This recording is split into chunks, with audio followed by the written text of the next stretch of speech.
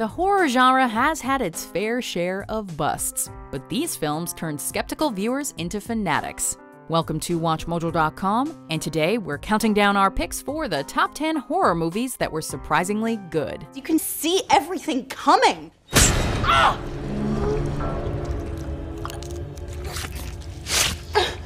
Did that surprise you? Before we begin, we publish new videos every day, so be sure to subscribe for more great content. For this list, we're looking at horror films that, for one reason or another, were not expected to be good, but were actually more than enjoyable. What do you need?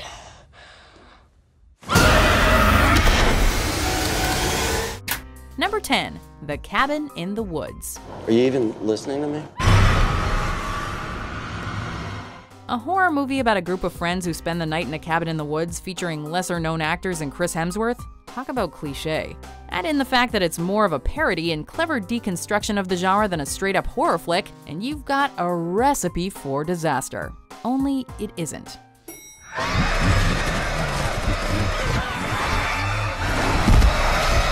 In fact, the film has a terrific 92% fresh rating on Rotten Tomatoes, with critics praising its ability to be scary and funny at the same time. Oh, come on! Joss Whedon and Drew Goddard's writing is especially impressive, as it plays on multiple cliches while simultaneously adding unique twists and turns. How to dismember that guy with the trowel. What have you been up to? Number 9. Halloween H2O, 20 years later. What do we do? What do we do? Try to live. The 7th film in the Halloween franchise, this movie came out 20 years after the original, obviously. However, it actually acts as the 3rd film in the series, since it takes place after the events of Halloween 2 while erasing the 4th to 6th installments from canon. Although some critics were skeptical of this decision, many have since called H2O the best of the sequels, praising both the script and the acting. This film also features the return of iconic Scream Queen Jamie Lee Curtis, which alone makes it worth watching. I guess everyone's entitled to one good scare. I've had my share. Number 8. Eden Lake. At your first opportunity, turn around. In one of his first roles on the silver screen, Michael Fassbender is terrific in this gruesome tale depicting the horrors of broken Britain, as is his co-star Kelly Riley. Although the film features several horror movie cliches, it remains genuinely scary all the way down to its bloody ending. Please just get me out of here. While it is in the same vein as several other films depicting the dangers of teen gangs in Britain, it received strong critical praise, with some considering it to be one of the best British horror films ever made. Number 7. Dead Silence. They were found without their tongues. Considered one of the best horror film directors out there today, James Wan is perhaps best known for Saw and The Conjuring. But back in 2007, he gave us this little gem. Wan does a nice job of making it a more light-hearted horror film in comparison to his other works.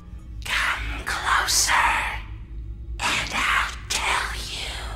You might not get scared to death, but you are guaranteed to scream and laugh until the very end. While it's not a critical standout, this is the perfect film to throw on if you feel like watching a horror movie with a group of friends. Remember, whatever happens, don't scream. Number 6. Slither. What the fuck? God! Best known today for directing the Guardians of the Galaxy films, James Gunn got his start with this horror comedy back in 2006. Although this movie actually lost money at the box office, it's since established a cult following and was a critical success, particularly for its homage to classic B-movies of old and for its excellent casting. Okay, so it's not necessarily scary per se, but it is extremely disturbing. I'll keep growing till I'm everywhere. As such, it's probably a good idea to avoid snacking on popcorn when watching. That's kind of negative. Well, it's been that sort of day. Number 5. Evil Dead. I know at least something evil. The original Evil Dead trilogy is one of the most popular series among horror fans, which meant that the 2013 remake was guaranteed to receive a lot of scrutiny from critics and fans alike. But unlike most classic horror remakes, this one delivered.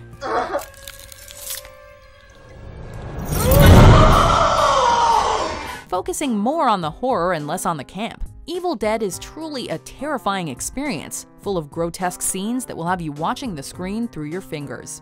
Evidently, audiences felt the same way, as the film made nearly $100 million at the box office on just a $17 million budget. I will feast on your soul! Feast on this motherfucker!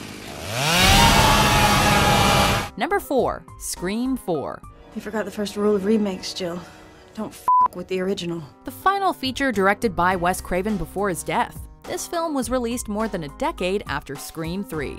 Considering the lackluster reception the third flick received, the excitement for this movie was muted to say the least. While it doesn't capture the spirit of the original, the fourth installment is significantly better than the third, with critics praising Craven's direction and Kevin Williamson's script. This is the last person you're ever gonna see alive. The combination of original cast members with new additions like Emma Roberts was also effective to bring the Scream franchise into a new decade. New movie, new franchise. Number 3.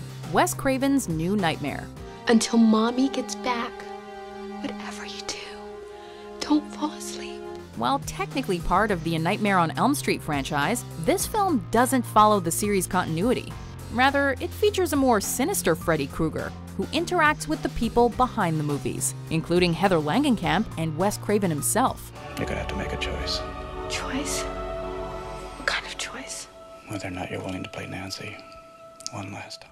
This unique take on the character and the franchise was well received by critics, who praised Craven for bringing horror films into reality. The return of a vicious Freddy and multiple plot twists make this a must-watch for any horror fan. Pick a pet with a rough rat, bitch. Number 2. Ouija, Origin of Evil. Mary, we invite you into our circle. Considering how poorly the original film Ouija was received, expectations for this prequel were extremely low. But a focused plotline and better character development made this an intriguing story for audiences. I believe she is channeling powers and forces we do not understand. Critics agreed, with several praising the film for its combination of haunted house horror and a skillfully made period piece. While this movie doesn't reinvent the exorcism genre, it is significantly better than its predecessor, and features solid acting, as well as some genuinely terrifying scenes.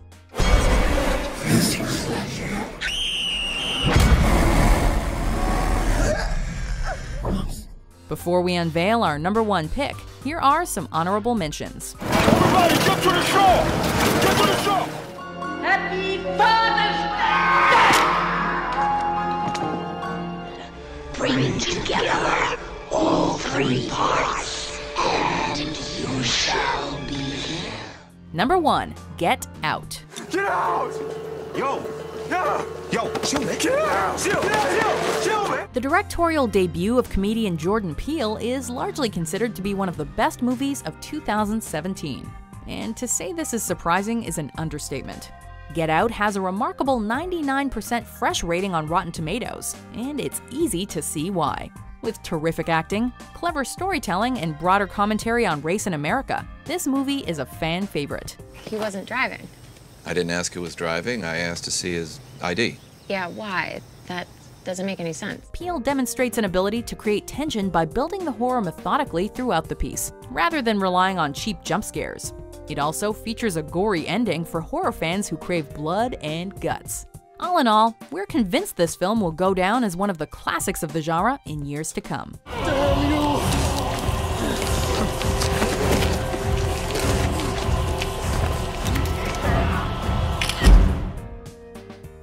Do you agree with our picks? Check out these other great clips from WatchMojo and subscribe for new videos every day.